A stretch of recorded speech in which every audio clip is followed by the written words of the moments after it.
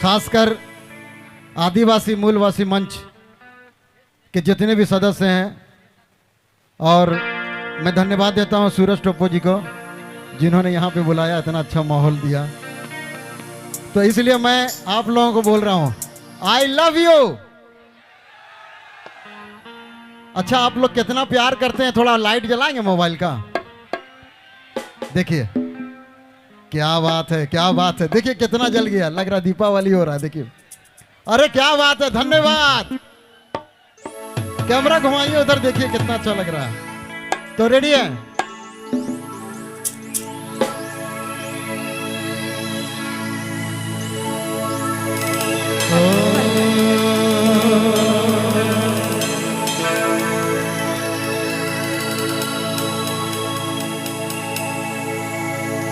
काया में धड़के धड़के दिल मेरे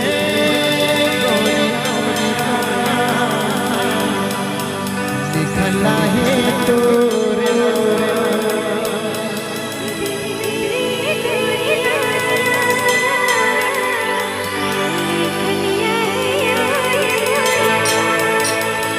कहते हैं ना कि ओल्ड इज गोल्ड, जितने भी नए गीत निकल जाए लेकिन पुराना पुराना होता है।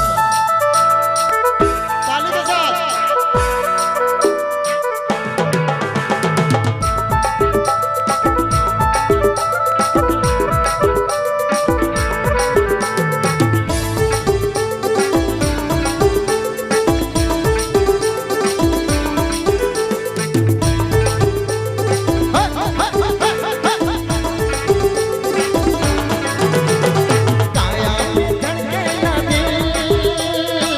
दिल मेरे गोरिया लिखलिया है तोर नाम, दिल मेरे गोरिया लिखलिया है तोर नाम। काया में धड़के ना दिल मेरे गोरिया लिखलिया है तोर नाम, दिल मेरे गोरिया लिखलिया है तोर नाम।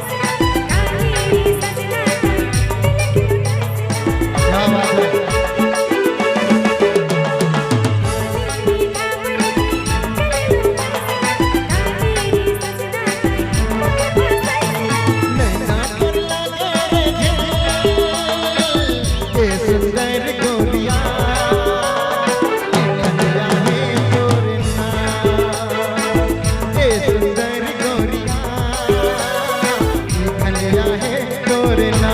सूरज भैया थोड़ा सा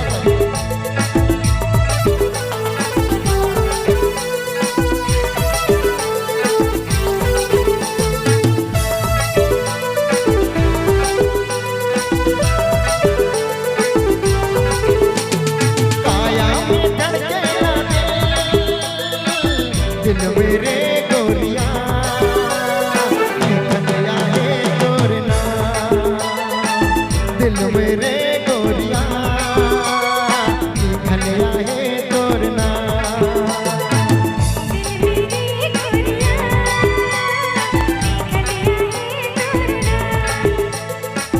दिल मेरे गोरिया लिखलिया है तोरना।